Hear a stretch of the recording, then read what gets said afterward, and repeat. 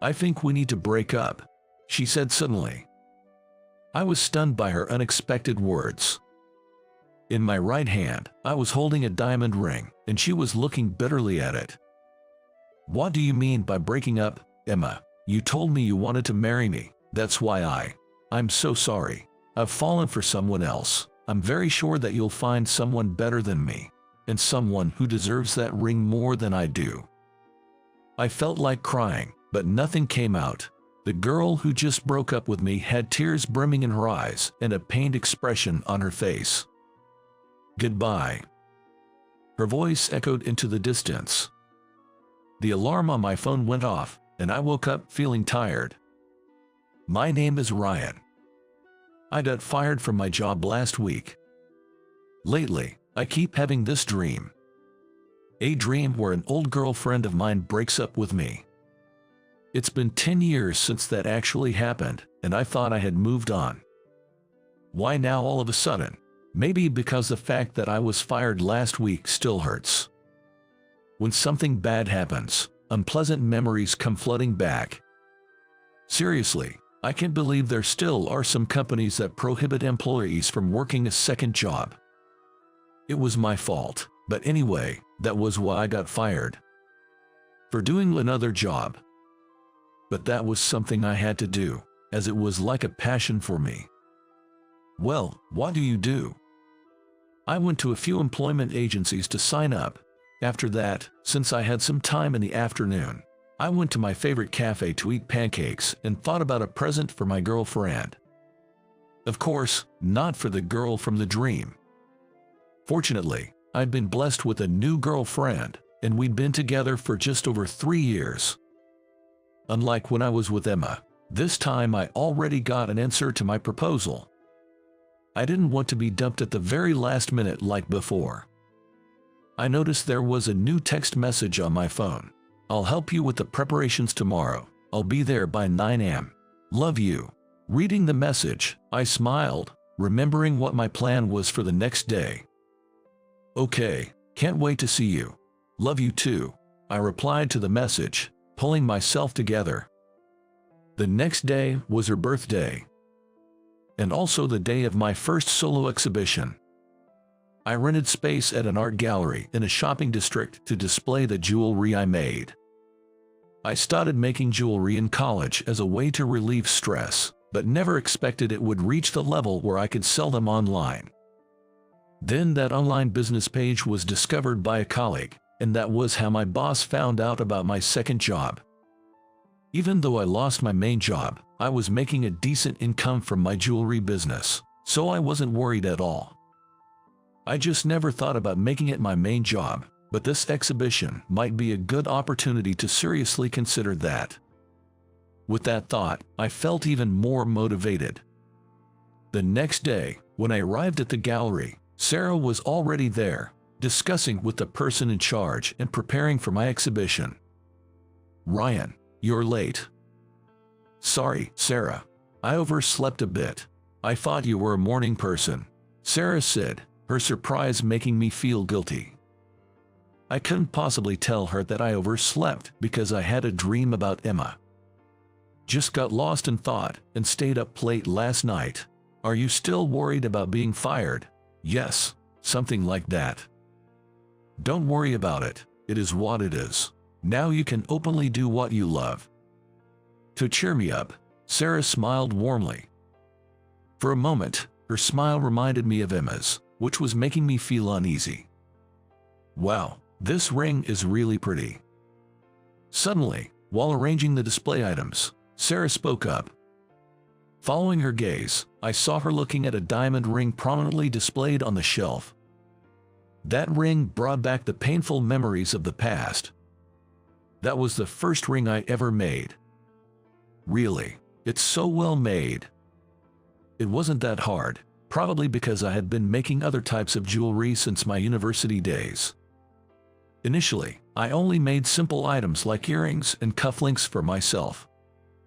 It wasn't until I met my ex-girlfriend, Emma, that I started making jewelry with someone else in mind. I was seriously considering marriage with Emma.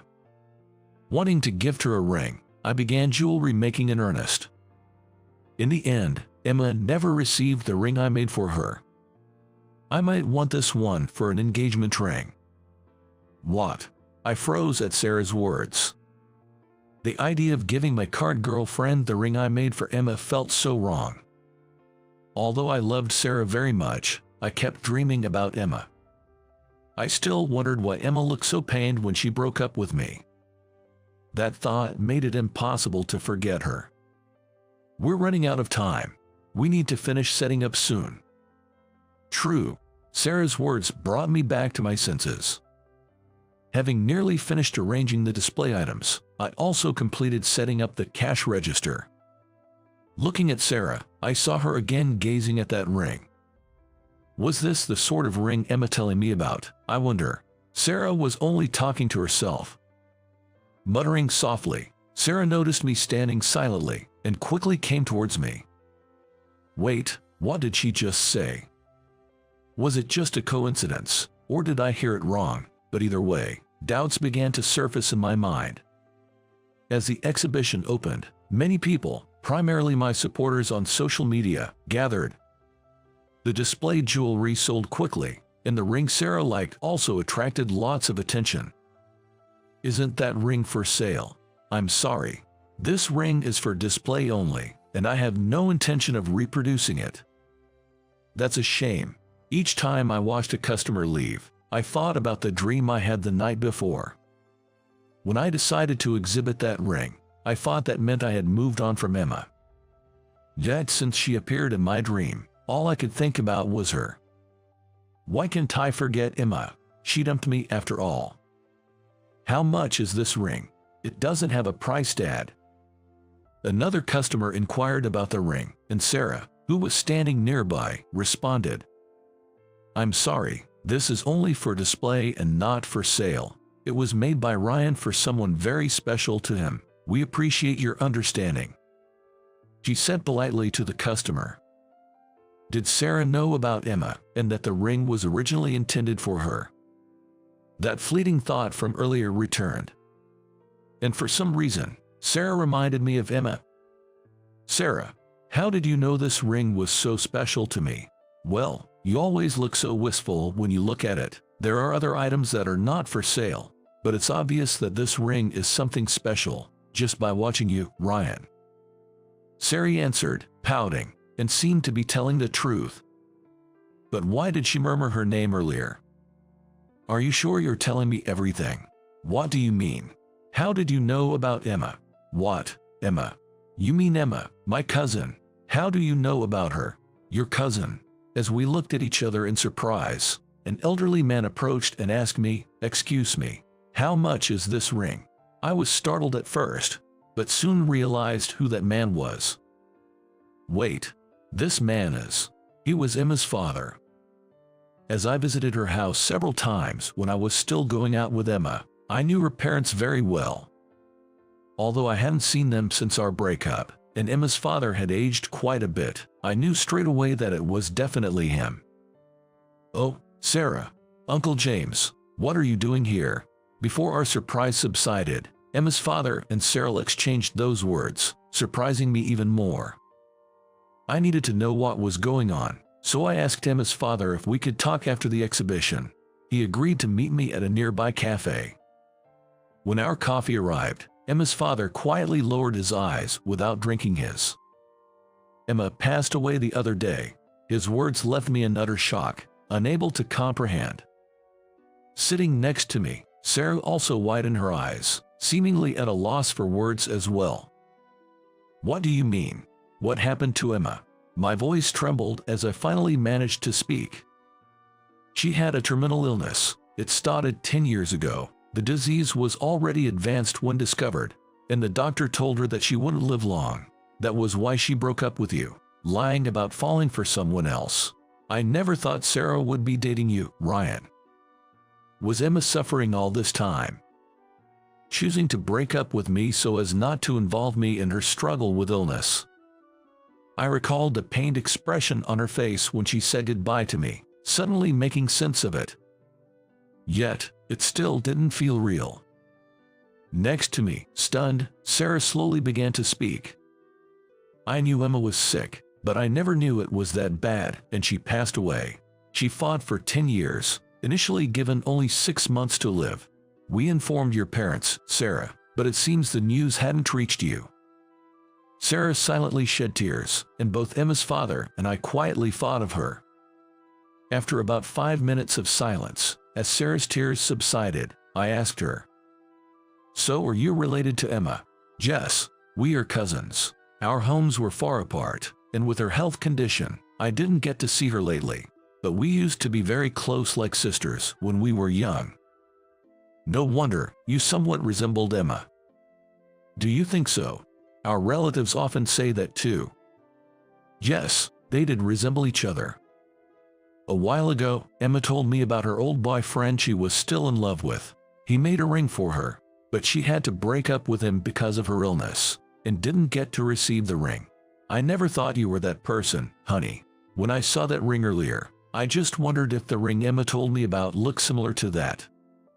Maybe Sarah sensed something when she was gazing at that ring. I was thinking that when Emma's father looked at me apologetically. "I came here today to ask you if I could borrow that ring to put in Emma's coffin." He showed me the flyer for my exhibition. "Emma never stopped thinking about you. She followed your social media, even secretly buying your jewelry under a friend's name.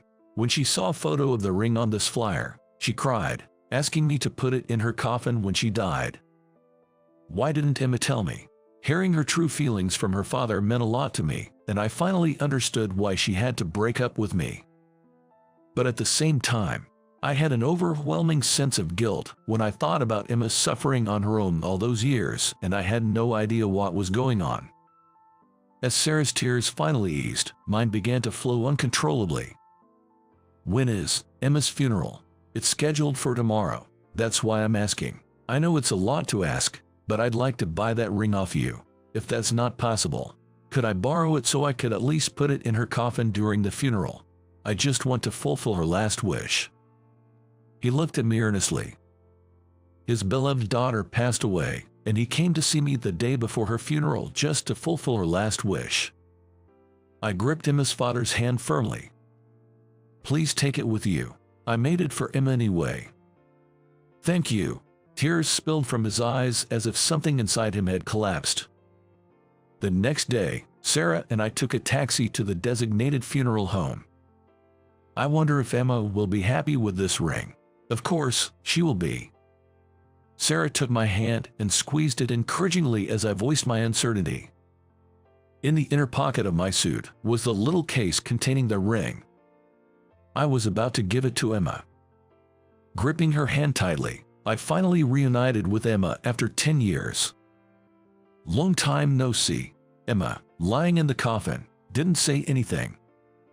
Her body had become frail and thin, but her face hadn't changed since I last saw her. "I brought you a ring today. Sorry for being late. From now on, this ring will stay by your side to protect you, so please, don't cry." I gently opened the ring case, and the diamond sparkled brightly inside. I took it out of the case and placed it in the coffin. Apparently, the ring couldn't be cremated with her. But Emma's father had negotiated with the funeral home to allow the ring to be placed in the coffin under the condition that it would be removed soon after the funeral. The funeral proceeded smoothly, and I was able to say my final goodbye to Emma. Emma is really gone. Yes, we won't see her ever again. Sarah, being Emma's relative, would be attending the cremation, but as a non-family member, I planned to call a taxi and leave. Sarah accompanied me to the taxi stand. "Are you sure? Not staying until the end? I've already said goodbye to Emma, and I have to go home. There's something I need to do." "What?" "Can you come to my place tomorrow? There's something I want to give you." She smiled softly, a bit nervously, at my words. "Yes, I'd be happy to. In my home workshop, there's a ring I've been making for Sarah. Originally, I planned to finish it on the night of the exhibition and give it to her today. Just to make it clear, though I think you know, I've been making a ring for you, and I only thought of you while making it." It felt somewhat embarrassing to say it out loud.